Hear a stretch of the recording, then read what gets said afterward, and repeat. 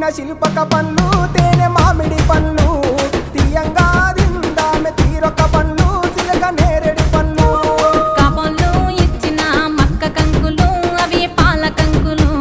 కాల్చుకొని తిందాము కందికాయలు పచ్చి పల్లికాయలు గుజారి గుజారి మామిళ్ళ కిందో నల్ల మామిళ్ళ కింద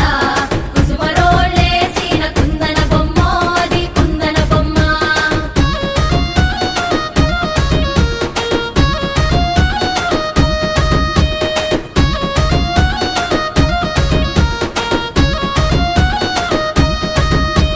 బెస్తలు పెట్టిన పచ్చి చేపలు అవి వట్టి చేపలు